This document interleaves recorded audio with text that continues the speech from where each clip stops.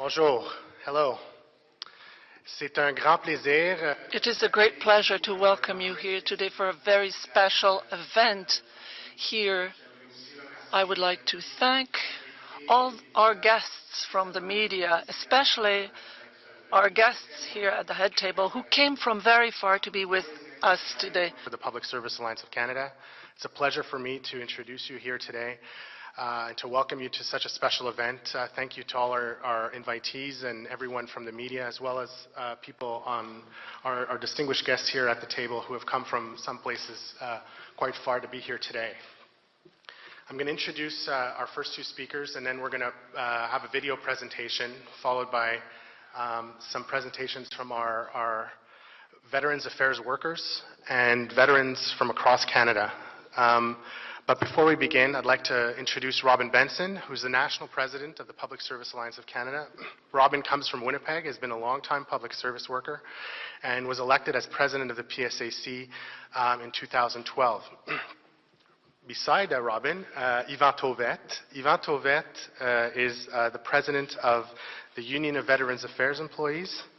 The Union of Veterans Affairs Employees represents over 3,000 workers who work at Veterans Affairs who provide day-to-day services to our veterans. Yvan has had a long history with Veterans Canada. He comes from Sainte-Anne-de-Bellevue, where he used to work at the Veteran Affairs Hospital there. Thank you to both of you. First of all, Robin.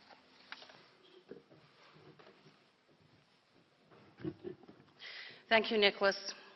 We're here today because this government is betraying veterans. The federal government says it will shut down offices in 9 communities across Canada by February. And quite frankly, our veterans deserve better. These offices should not be closed. We have heard from our members who work in Veterans Affairs offices across the country, and they are worried about their clients. Our members are client service agents and case managers who work one-on-one with veterans in these offices and in their clients' homes. They want to know who is going to take care of their clients if these offices close. We're going to hear from 3 of our members today and from 5 veterans who rely on the frontline services these offices provide. You will hear why the government must reverse the decision to close these offices, and why it is wrong to take face-to-face services away from veterans across this country. And when we're done here, we're going to go out into our communities, and we're going to do everything we can to stop these closures.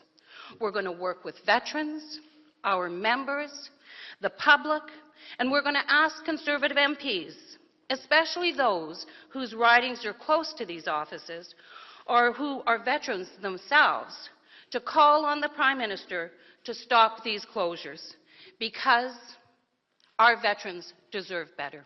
Thank you.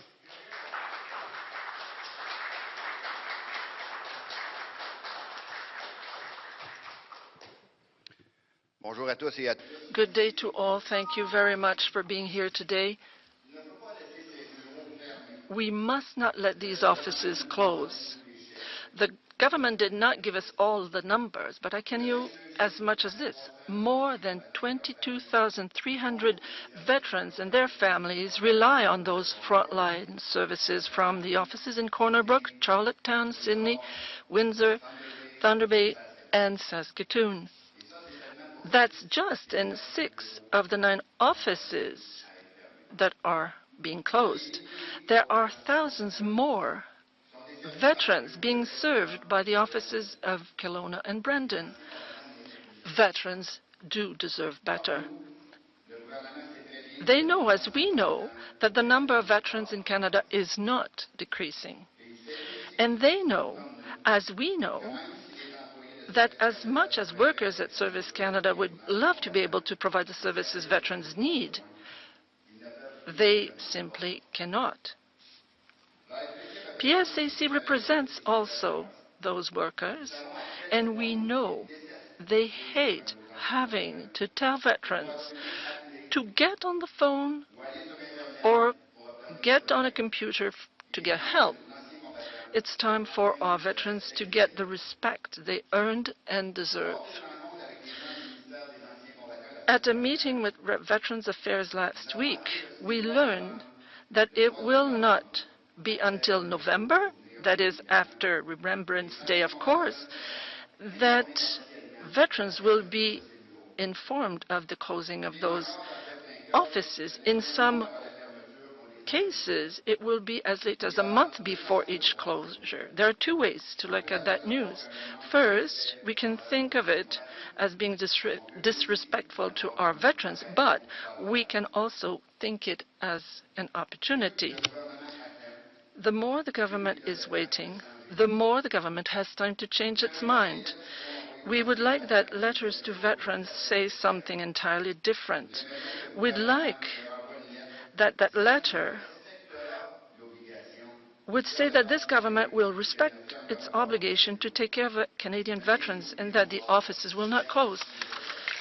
Lest we forget. Thank you very much.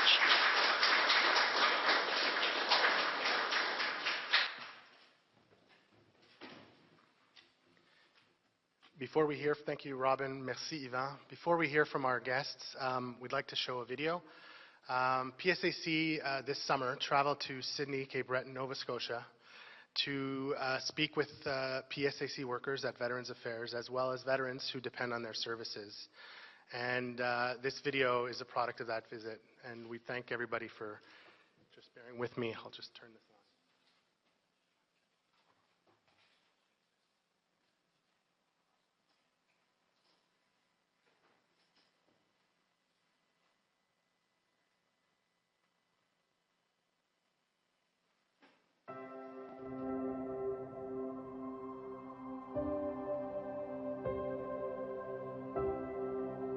I joined the military in October 1956 and retired in October 1992.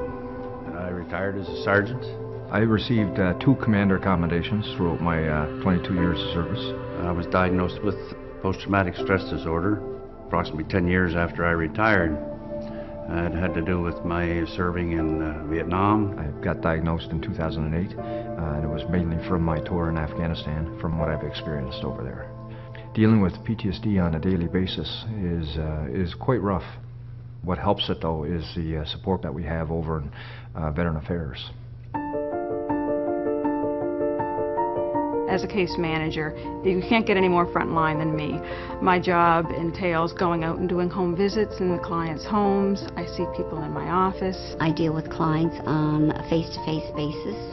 We are the first point of contact when clients come through the door or over the phone. Out of the Sydney office, currently we are serving about 4,200 clients. Our clients are World War II veterans, regular force veterans, survivors, widows, RCMP, peacekeepers, and their families.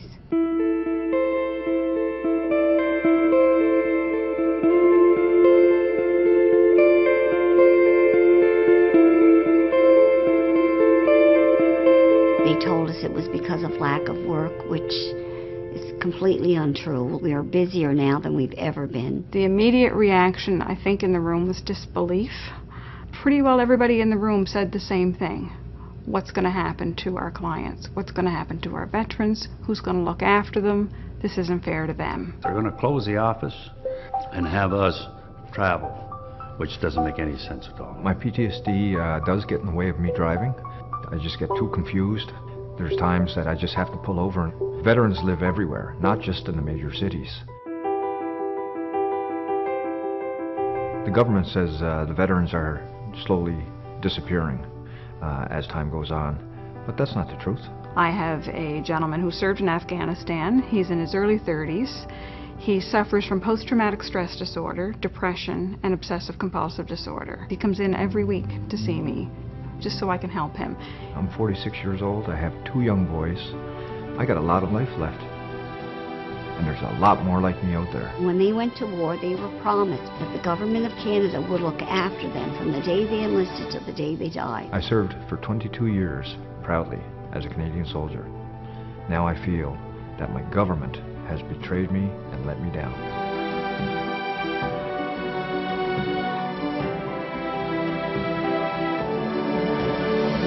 The day that I learned that the office was going to be closing was on Remembrance Day. What a day to find out.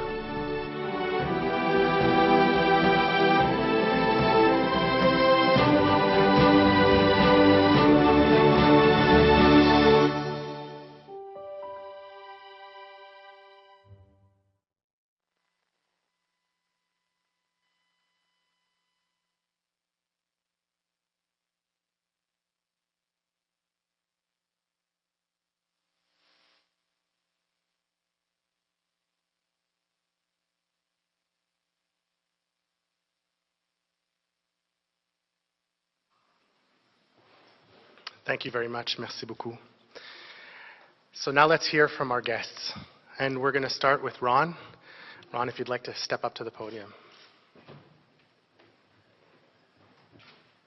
Thank you. Ladies and gentlemen, fellow members, my name is Ron Clark, and I am the really handsome guy in that film. I think we'll have somebody dispute that, but anyway, I'm the president of the Association of Veterans in United Nations Peacekeeping in Sydney. We help veterans find their way to the veterans' offices so they can get the help that they need. So I know the veterans in Sydney very well. The government says we are all dying off. Look at me. I'm 73. I'm not dying. Not yet, anyway. A lot of our veterans, the older ones, yes, they're passing away. But the younger ones, like me, yes, they're getting older. And even younger ones like Terry and Michael down the other end, they are getting older and they need help now as well. None of us can get that at Service Canada offices. As for computers, I have one, but I barely know how to turn it on. Using telephones, press 1, press 2, press 3, press 4. And then me, with my PTSD, will tell them to go to hell. I'll hang the phone up. Using telephones, not the answer. People like me with PTSD will only get frustrated and hang up the phone. Believe me. Hang it up or smash it. We need our office in our community with the one-on-one service that we right now so richly deserve and have with our case workers. I used to be a true blue through and through. And then one day in July, I had the opportunity to talk to Mr. Peter MacKay, who was the defense minister. I said to him, Peter, we're going to lose a conservative base here in Cape Breton if we don't do something about the closing of the veterans' offices. He said to me, quote, that because there were no conservative MPs in Cape Breton, that it wouldn't make any difference to them. Peter MacKay is on the list of MPs that I and other veterans across Canada are hoping to meet with over the next few weeks. I hope we can get him to change his mind. I would ask that all people present in the news especially to ensure that this broadcast gets out across Canada so we can keep all our offices open across Canada. Thank you.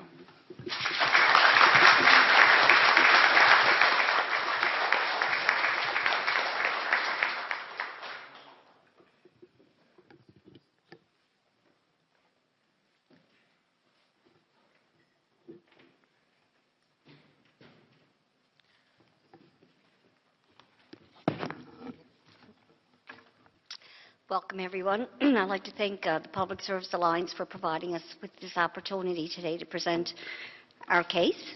My name is Brenda LeBlanc. I am a client service agent in the Sydney District Office on Cape Breton Island. Our office is scheduled for closure on February the 28th, 2014. Indeed, it was a very sad day when the staff learned of the office closure. My colleagues and I took it very hard.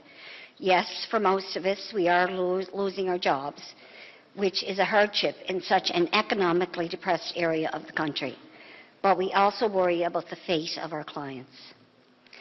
I am a frontline worker working with veterans and their families, providing face-to-face, one-on-one, direct personal client service, regardless of age, service time, or health status, in a compassionate and empathetic environment. I have been trained to ensure that veterans and their families have access to Veterans Affairs services and benefits, which enable them to continue to live in their own homes with dignity and pride, or until such time they are required to enter long-term care. We service younger clients to help them to reestablish themselves back into the community and workforce upon their release. When the veterans heard our office was closing, they were in disbelief. Such statements as, "We need this office here. Doesn't the government understand that we need you people? Who will we talk to, and who is going to help us with our services and benefits?" And that's why I'm here today, to advocate for my clients, to request that the government reconsider the office closures. They deserve better than a 1-866 number, a computer and a kiosk, or a 5-hour drive to the local district, to the nearest district office. All Canadians need to pay our veterans the respect they deserve for the sacrifices they have made for all of us, for the country that we have today. Thank you very much.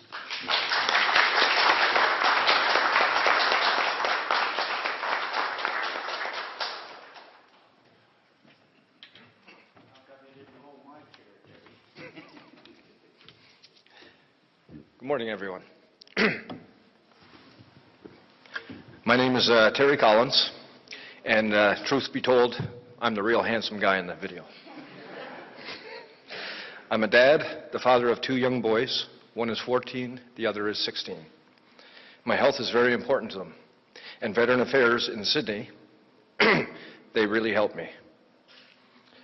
On a day-to-day basis, dealing with PTSD, it is very, very confusing, to say the least. I get confused, I get disorientated, I get lost, I don't know what to do, where to go, who to see. I was just recently set up with a case manager in the Sydney office. She is paying good attention to me and helping me every chance she gets, such as crossing the T's and dotting the I's on all the paperwork and so on. The day that I found the office was closing in Sydney, I was at the Legion. We all saw it on the news, on the TV. When I heard the office was closing, I was devastated. I could not believe it. I was floored. I'm not going to want to go on a computer. I can barely write a letter now and respond to it. There's just no way I can cope now with that. There's too many vets around Sydney for that office to close, especially vets just like me that have PTSD. Veterans won't know what to do. They will get discouraged very easily. They will avoid anything and everything they don't understand. There's a big difference between having someone sit down with you one-on-one, like they do now, and having them on the phone or on the end of a computer. It's very impersonal. And there's no way we're going to be able to travel to Halifax. It's a 5-hour trip one way, if the traffic's good. Then you got to stay overnight and take another 5-hour trip back. I joined the military to serve my country and to serve it proud. I've done that for 22 years. With the government taking away these services, I believe it's not right, to say the least. Our government is letting us vets down. Thank you very much.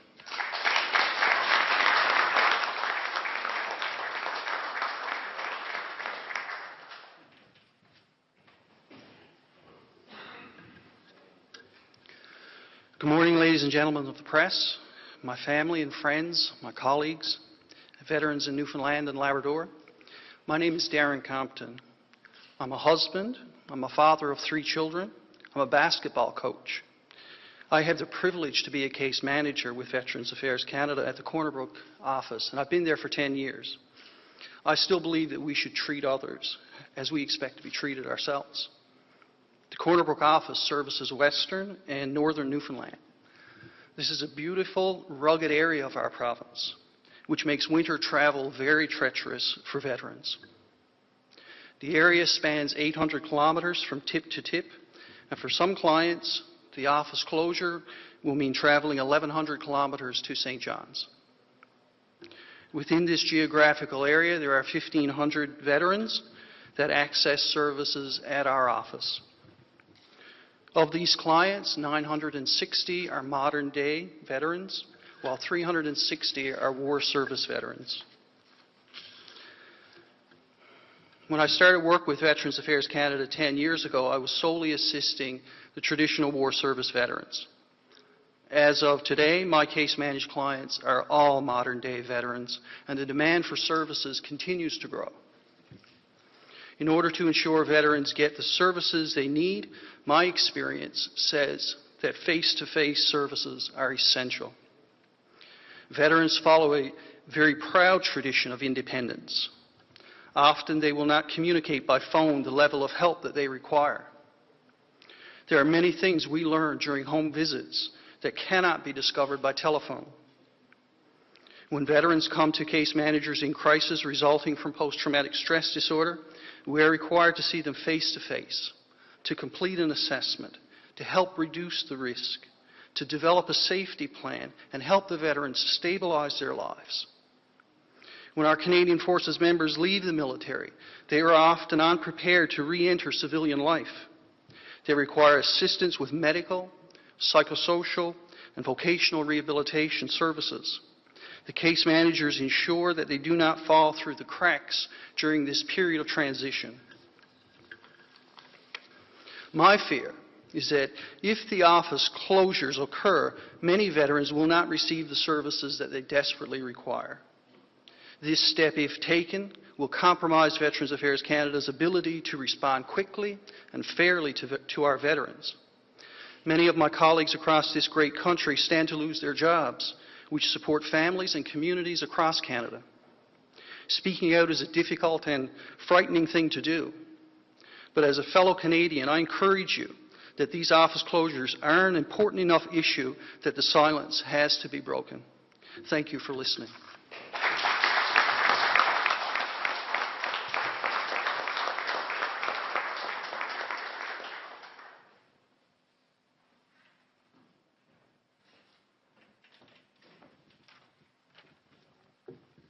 I was too good looking to go in the video.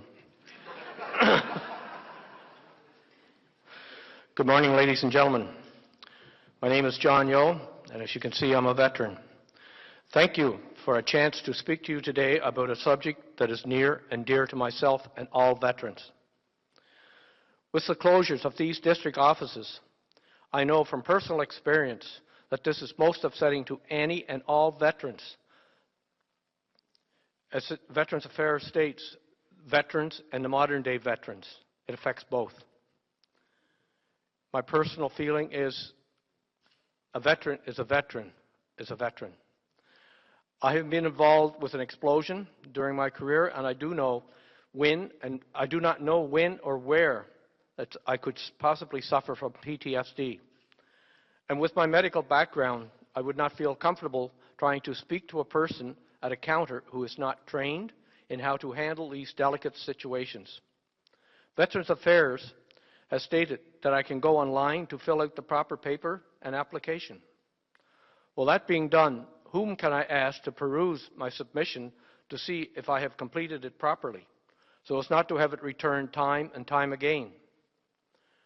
I am, as they say, a modern veteran. But what about those numerous other veterans that do not or are not able to access a computer or a website? I do not put blame on the receptionists, as they are not trained specifically in the proper ways of working with a veteran. All veterans gave their youth and health to this country. Let's show and give them the respect that they deserve. During my 42 years in the medical field in the Canadian Forces, never would I ask a patient or a client to state the reason as to why they wanted to see either myself or a physician at a counter. This procedure was completed in a private and confidential location, not in the open where anyone can hear or observe. This not only was proper ethical, but made for a better relationship with the patient or client. Closing these offices is a mistake by the Department of Veterans Affairs and should be looked at from a veteran's view. I will take one veteran from PEI, let's say a World War II veteran, who at the age of 90 plus, and not in the best of health, living in either the east or west end of the island, has completed the form. And I might add that with the closure of these offices, it was a Legion service officer that may have helped him complete this form. Please note, a Legion service officer is a voluntary position only. He receives nothing.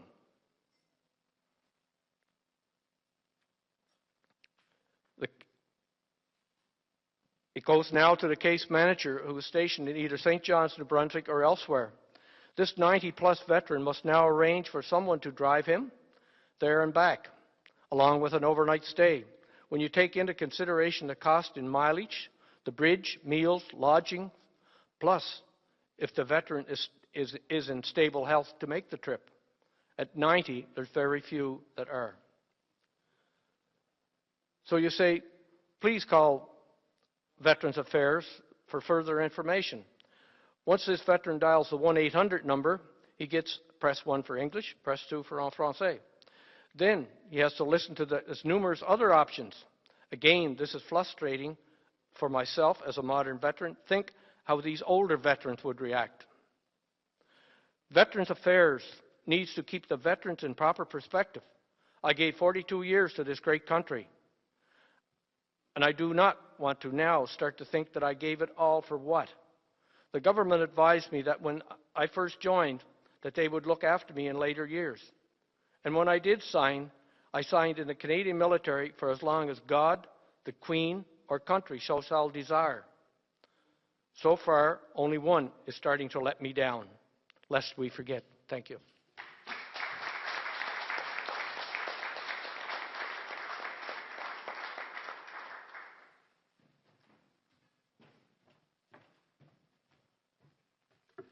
Good morning. My name is Diane Wyszynski, and I worked in the Saskatoon office for 34 years, primarily as a client service agent. I transferred to Regina due to the scheduled closure of the Saskatoon office for February of 2014. The Saskatoon office serves clients in central and northern Saskatchewan, where the majority of veterans live in the small rural towns and rural areas. I know how much veterans in this area rely on help from the Saskatoon office staff. Veterans and their families can't believe the government wants to close this office and express their frustration to me. Client service agents are the front line. I work one-on-one, face-to-face with veterans, helping them fill out forms, explaining programs and services. I ensure that veterans have access to all of the benefits and assistance they need and deserve. Some veterans come into the office every month for assistance, including our younger veterans for their transition interviews when they're releasing from service, completing applications for the rehabilitation programs, and for the medical application process. As we know, the process can be overwhelming for them. I remember an elderly veteran telling me he didn't know what he was going to do if the office closes, as he needs to lip read because his hearing is so bad. He can't use a telephone, nor does he have a computer. The clients who visit the Saskatoon office are going to have to drive a minimum of 3 hours and in excess of 6 hours to access the same services in Regina. This will prove to be impossible for most of them, where they will give up trying to access services. When I began working as a client service agent, my workload was manageable, where I was able to provide a timely, excellent standard of service. My caseload has increased from 800 clients to 2,000 and will increase by at least 500 more if the Saskatoon office closes. Veterans Affairs is not adding new staff to the offices that are expected to take on those clients.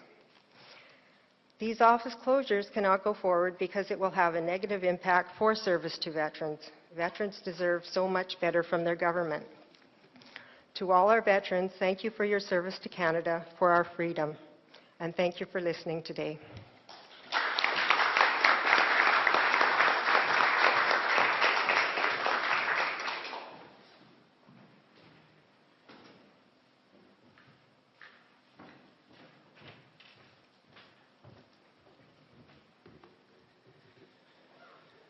My name is Michael Barnwell. I served in the military for about 6.5 years with the infantry. I lost my leg in Afghanistan in 2006. I think I'm a pretty good example of the fact that it's not as though we shut down the military after the Korean War.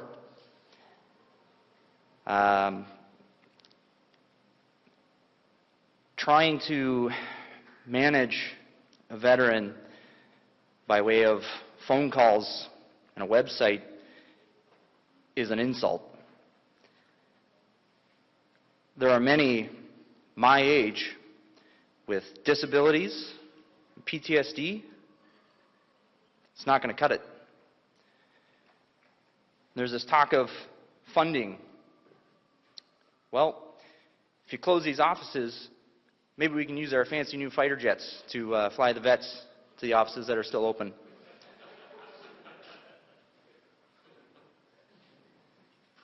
Talk about vets, they're disappearing. Well, do I look like I'm going away anytime soon? Get used to it. I guess what I'm saying to our government is, suppose veterans just haven't sacrificed enough already.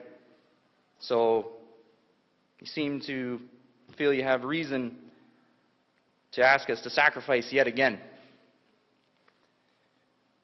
Well, on behalf of veterans, I'm really sorry that we just couldn't do enough for you. But you know what? You're not doing enough for us.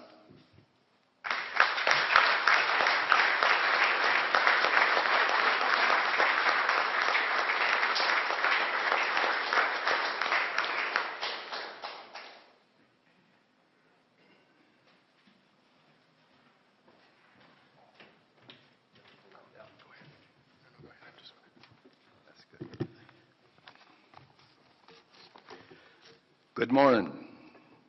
I'm Roy Lamore, a Second World War veteran, and I think enough is enough. I'm disappointed and disturbed with our government in the processing and closing up 9 Veterans Affairs offices across Canada. I'm concerned about them all, especially the one in Thunder Bay. This is just the beginning. When what will be the next? I signed a piece of paper in the Second World War to join the Navy. I was proud to be part of the effort to give our Canadian people the freedom we are cherished today. And even prouder, knowing that the RC and VR did their part. I am also extremely proud to tell you that the V in the Royal Canadian Navy, volunteer, means volunteer. Our Defence Minister is planning on purchasing new fighter jets at a cost of millions of dollars. If the government would purchase just one less, this money could be put towards keeping our Veterans Affairs Office open. I would like to ask the short-sighted members of our government who are in favor of the move to stand in front of a large mirror and say to that image, what am I doing wrong? I guarantee you will not get an answer, but you will back away thinking, what did I do? I'm proud to be a Legionnaire and a veteran, and very proud to be a Canadian. To our government, don't be short-sighted and take our dreams away. Don't push our veterans into corners. We've done enough fighting. There's a poem that we recite at all of our, excuse me, funerals, and it goes as such. They should grow not old, as we that are left grow old. Age shall not weary them, or the years condemn. The going down of the sun, and in the morning, we'll remember them.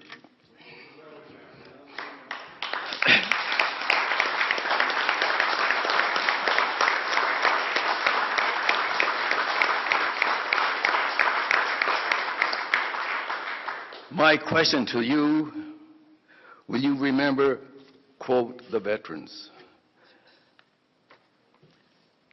Last but not least, the bottom line.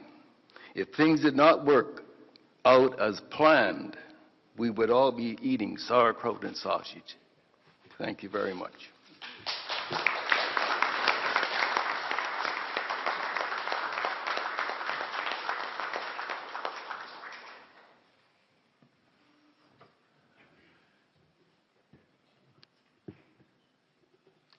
Thank you very much, everyone. Merci beaucoup. Thank you. I'd now like to invite representatives of the media who are here present to the microphones. We have one here and one over there. If you'd like to ask some questions, please state your name and the media you belong to, as well as if you're going to ask a question, please direct it to the person that you would like to have an answer from.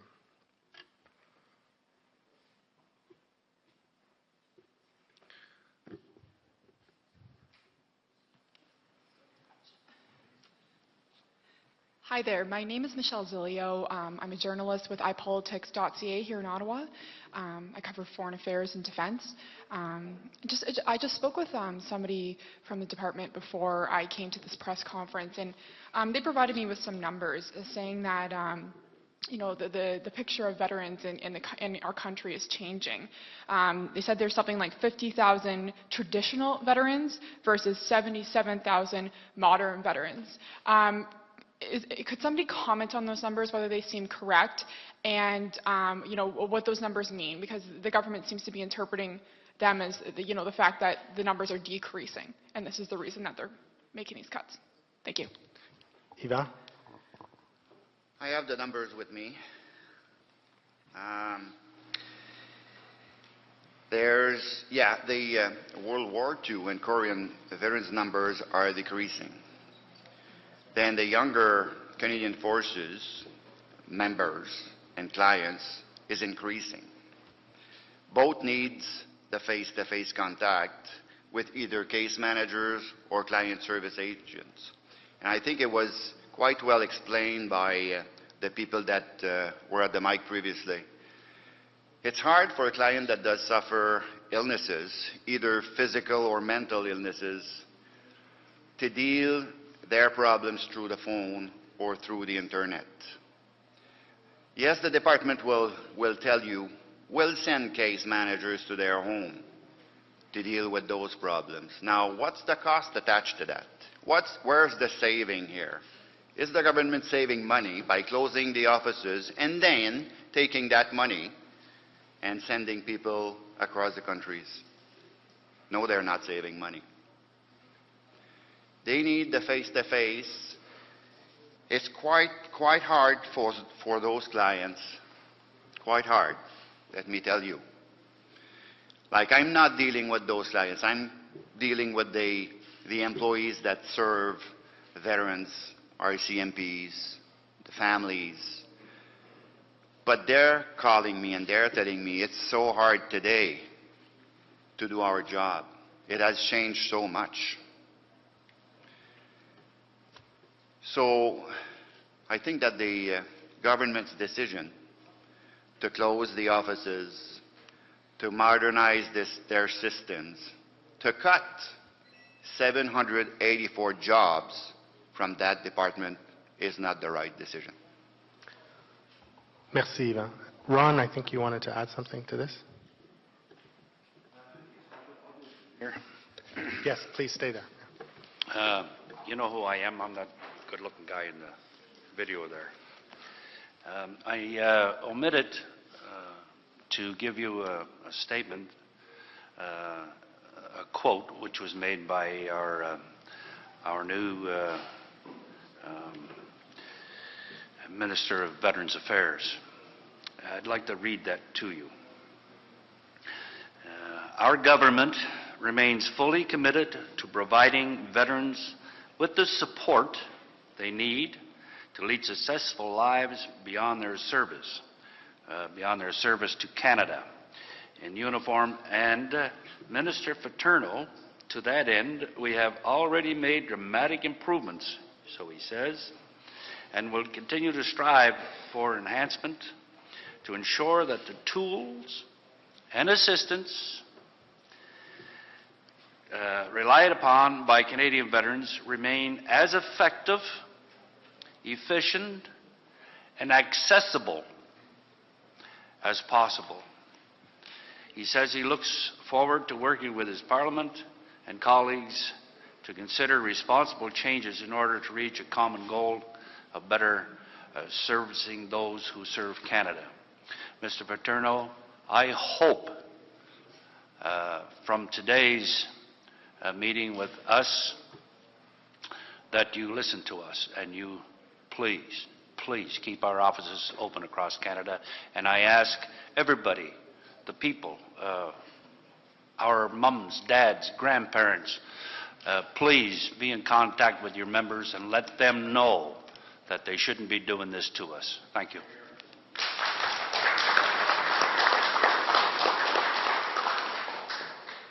Hi, my name is Vashti. I'm a reporter with Global News.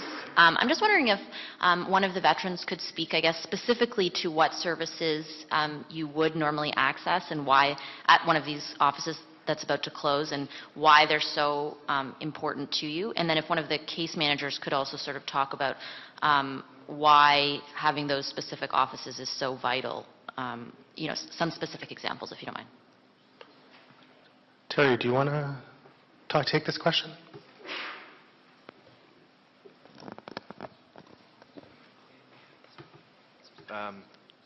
Your question there, could you say it again, please?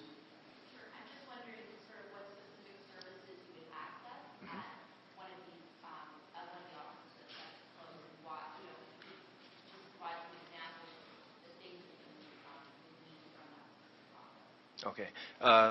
For instance, one of the services that I qualify for, and I have to meet with the Veteran Affairs Office, the people there, is a VIP service, Veterans Independent Program.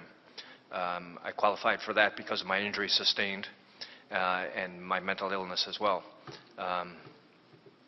Basically, there's a lot of forms that has to be filled out in order to carry on with these services, and it has to be done annually and so on. So I have to go to the office over there to complete the forms because the forms to me are not my language. It's very hard to understand them, so I need that assistance from them personally to fill out each and every form. I hope that answered your question. I guess I'll speak on behalf of the case management piece. And to build on what Terry said, we have veterans who come into the office. Right now, Corner Brook is a regional service center, so they may come in for medical appointments or whatever, but typically they'll put it on their list to come into Veterans Affairs. And we have veterans who are involved with regional rehabilitation services, so they may be retraining. They come out of the military not really prepared to pick up a civilian job. As you might be able to appreciate, the gentlemen are trained in things that I guess the regular civilian person wouldn't comprehend, and there's probably no need of in the civilian. So we would help them to enter into a vocational retraining program as part of their case plan. And we sit down with them, develop specific goals and objectives to help them reach and attain vocational potential. So they may run into a snag in the process with their providers of those services, and they want to hear from the case manager. There's things that they're struggling with, sometimes with PTSD.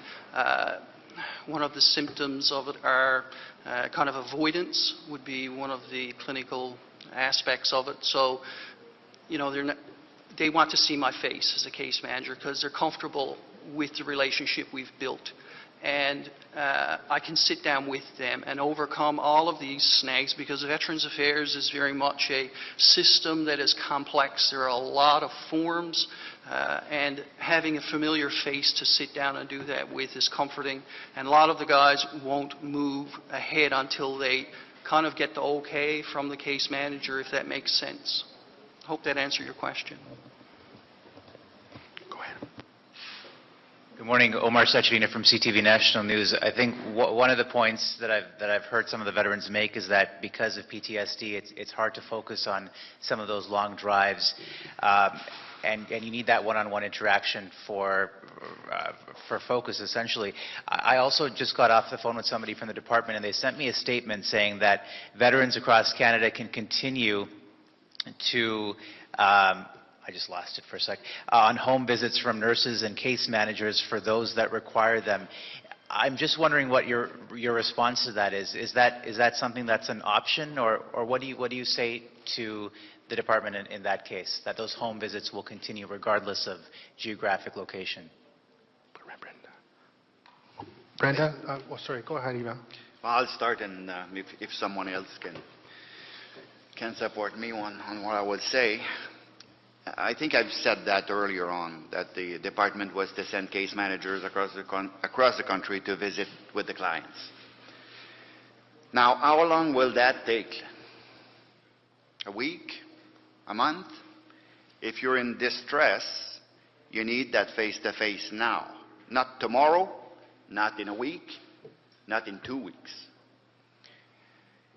That department, when they talk to the medias, and when they try to have the public on their side, don't know what the clients suffer from. They don't know. They're not doing the job. We are. Our members are. Brenda, did you want to add just a bit on that? Go ahead. Go ahead. I'd like to do a little backup on what was just said. This is not easy for me to pass on to you, but I'm going to do it. A friend of mine who lived in Oshawa suffered from PSTD. He committed suicide. The reason he committed suicide was he had another problem. He was shot while in Cyprus, and he had a piece of shrapnel in his chest, and he could not get the service that he needed at that time. It was put off and put off and put off, and in the end, he went outside, tied a rope, and hung himself.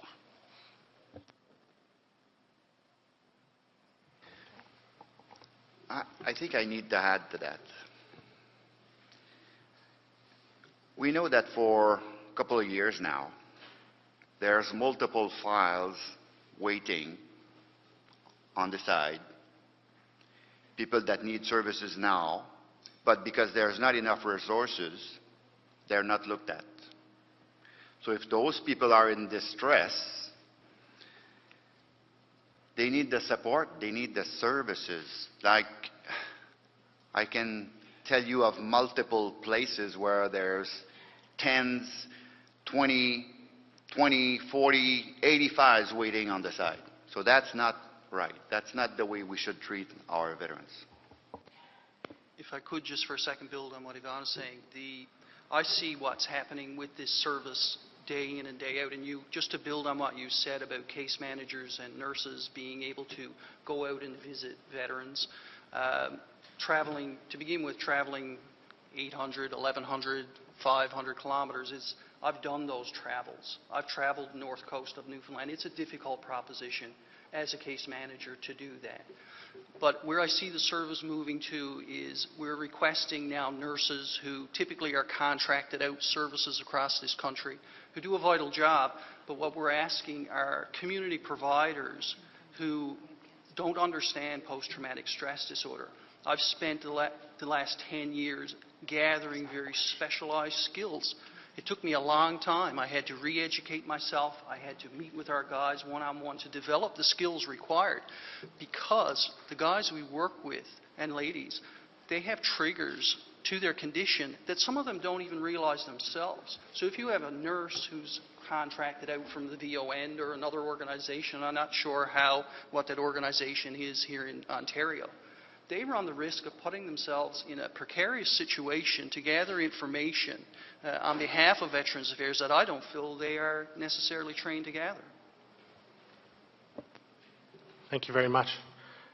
Are there any other questions? Did you have a... Okay, go ahead.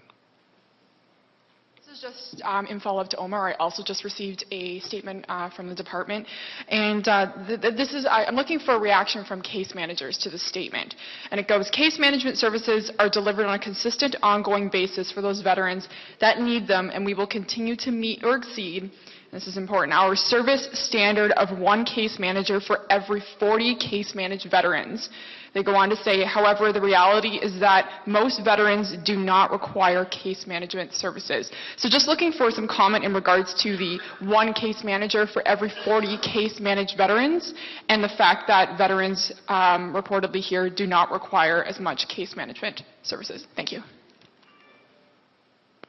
That's a really great question. I thank you for asking that question because the question raises an interesting point that I think I alluded to in my statement, but now I'll get a chance to clarify. The department has set a standard for case managers of 1 in 40. Okay? So it doesn't take a great math genius to figure out that I've got 960 new veteran charter clients in my area who, for some reason, aren't receiving case manager services. There are 2 of us. The standard is 40 per case manager. Divide 960 into 40, what do you get? Like, that's an impossible task that the department is establishing if 960 veterans show up and request case management services. I would argue that that's their right to do that to begin with, both under the old Veterans Charter and the new Veterans Charter. They have a right to be case managed. Where the department denies people that right, I'm unsure of how you come to that place. But again, it's what we're here to stand up for and say that this is not working. It needs to change. Don't close the offices. Keep them open. At least you have a service that worked. I worked with Veterans Affairs for 10 years. And I can tell you 10 years ago, this worked. This system worked. What's occurred since, I'm not sure how it's gotten to this point. But it can work again. Leave the offices where they're to. Keep them open. Diane or Brenda, did you want to add anything? Or no? Okay. Yes. Thank you. My name is Aaron O'Toole. I'm the Member of Parliament for Durham in Ontario, and my friend Peter Stouffer invited all MPs to attend. I see my colleague, Mr. Chiquin. We sit on the Veterans Affairs Committee, and like me, Sylvain is a passionate supporter of our veterans. Thank you all for your service, our veterans up there. And I'm a veteran as well. Served 12 years in the forces. My question, I think, is for Ron, and I agree they obviously picked some of the best-looking veterans we have for this panel, so well done. My question is this, and I served in Nova Scotia on Sea Kings and Shearwater. Provided home visits continue, and provided that there can be PSAC employees at Service Canada offices, you said you can't be served, you can't be served by a Service Canada office. I say that because there are 3 VAC offices in Nova Scotia right now, including the regional office in Dartmouth, but there's 23 Service Canada offices. So a veteran in Yarmouth could get service by a properly trained PSAC member person at a Yarmouth office. Could you not see that being valuable with the home visits still included? And my question, because you raised it, I just wanted to hear your response. Good question. Now I'm going to try to give you a good answer. Who's going to train the Service Canada people? That's a question for you. You can answer later. I do not believe that's going to happen. They'll not be trained. They'll just have their telephones handy and answer the phone and pass you on to somebody else, because they're not going to have the ability to do that. All right. And I'm sorry, what was the other part of your question? My question was that your concern is they won't be trained, I guess, in the Service Canada offices. One benefit I see to expanding the service in Service Canada is, say, a veteran in Yarmouth wouldn't have to drive to Halifax, and there is a Sydney Service Canada office. So maybe if we could ensure that some experienced members train other members or are used in those offices. I just think, you know, on our Veterans Affairs Committee, and I think Mr. Chicoine could support me in this, we all are very passionate to try and do the best for our veterans, but we're also trying to do it in a way that serves the entire community. So that's why I came this morning, why I had the question. Okay. As it stands right now, this lady to my left here, caseworker, she just doesn't have cases in Cape Breton. I'll let her tell you where her cases are. To add first to the point, Service Canada are laying off employees. Actually, the town that I grew up in, there's a for sale sign in front of the Service Canada building, so that tells you where that's headed. I have friends that work for Service Canada. They have provided no training when it comes to Veterans Affairs Canada. They do not know anything about our programs or our services, and as far as they know, they are not going to be receiving any training. So, you know, where does that leave the veteran? Sure, there may be a Service Canada office close to where you live, but if you go in and they're going to direct you to a computer, you know, like Ron, God love you, or, you know, someone even older who are incapable of even turning a computer on to go in and try to do an application online. Some of these applications are 30 pages long.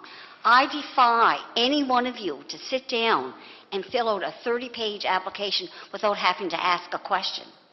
To go online and do that, I mean, seriously, this is modern day, but I mean, it's just snowballing out of control. So Service Canada do not have the properly trained people, so therefore that you're taking trained people, expertise, people like Darren, people like Diane, myself. The government has spent thousands and thousands of dollars over the years training us on programs and systems to deliver the programs that the government has implemented. Where is that expertise going to go? It's certainly not going to go to Service Canada. So, thank you. Yeah. And we do Cape Breton, if you know your geography at all, we not only do Cape Breton Island, we do up as far as the Pictou County line. But last year, one of our client service agents in Halifax was laid off, so they took her area from Halifax and sent that down to Cape Breton. So we also do Cape Breton Island and part of Halifax as well. So of the 4 client service agents, we are currently doing 5 client service agents area in our office alone, and I have over 1,200 clients that I have to deal with personally on my caseload. So where's all that work going, right? Thank you, Brenda. I just want to say one thing. Mr. O'Toole, thank you very much for your question, and thank you for coming.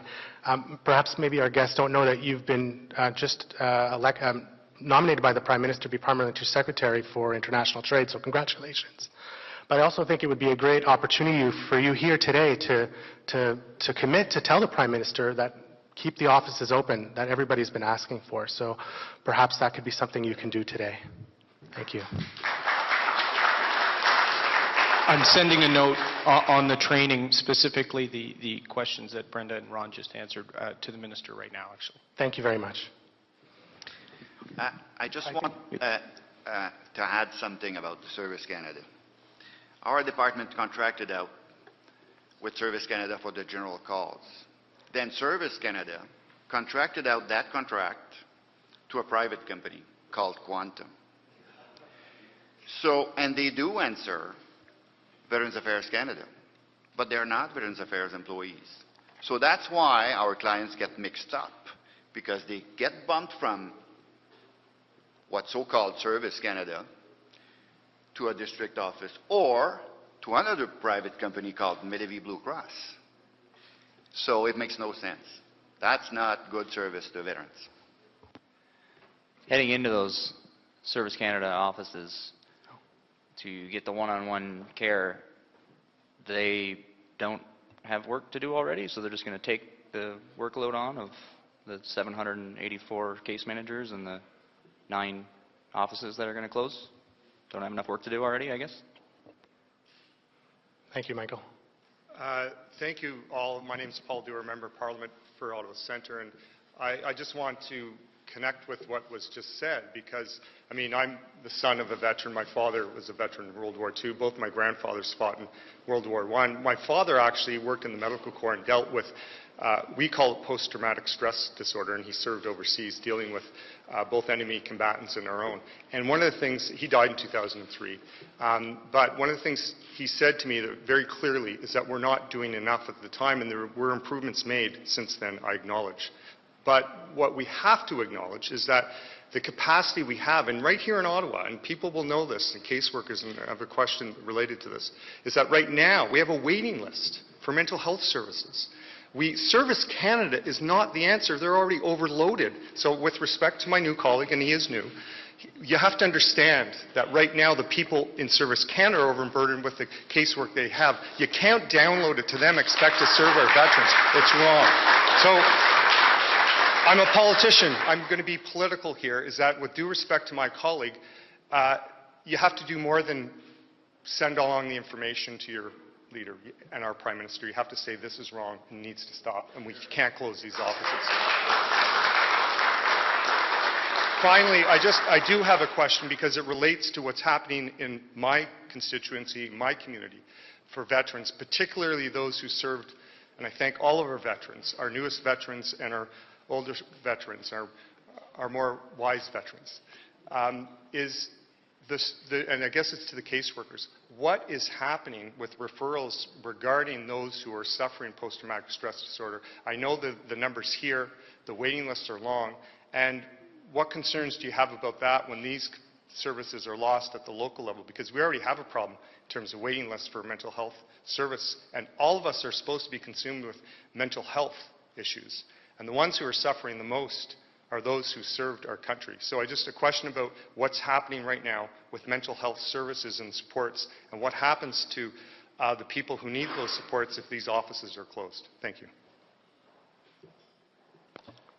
I think that thank you for your question. I know it comes from the heart, which is an important thing. One of the things I think that is going to occur in each of these office areas is that you will lose the expertise locally. And that may not sound like a lot, but it is.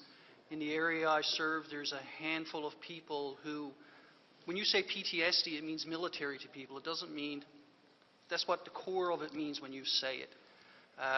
The mental health services in our community focus on other mental health issues. I don't see them as primarily working in the area of PTSD.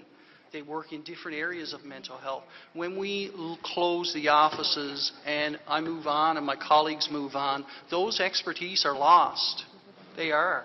And right now, we in Newfoundland, we don't have a specialized clinic. We don't have an operational stress injury clinic in Newfoundland.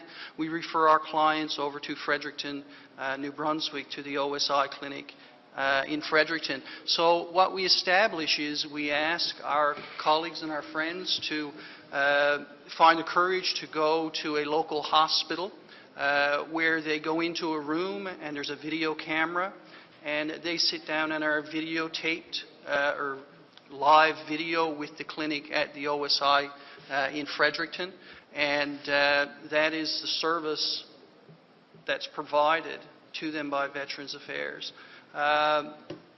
There's difficulties with it. I'm not going to pretend that there's not. It's okay if you're in New Brunswick, but if you happen not to be, it can be challenging to veterans to go through that process. I've had gentlemen that have refused to do that, and we've had to counsel them and help them to get them to the point where they're able to reach out and take that step to get help.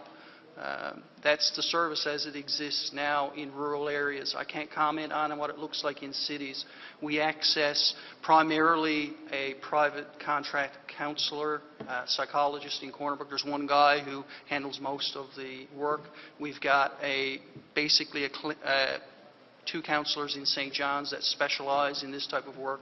and that's our province. I'd just like to, I think we're running out of time, so I want to give some time for us to chat informally after. Maybe one of our veterans can just close off the event for us. Ron? Sure. Yeah.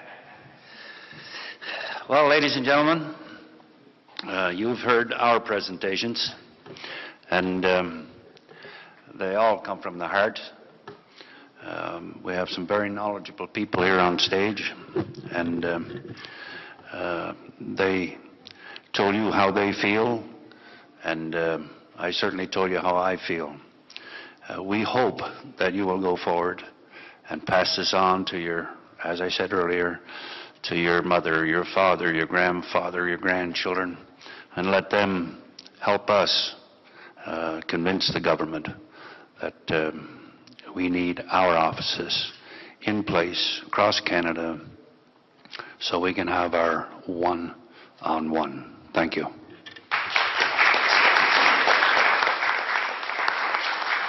Thank you.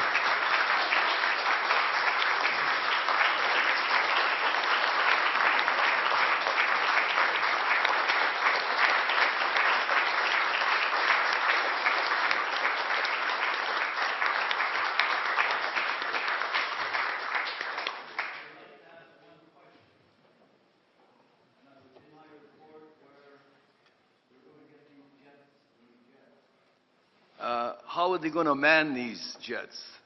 With the government?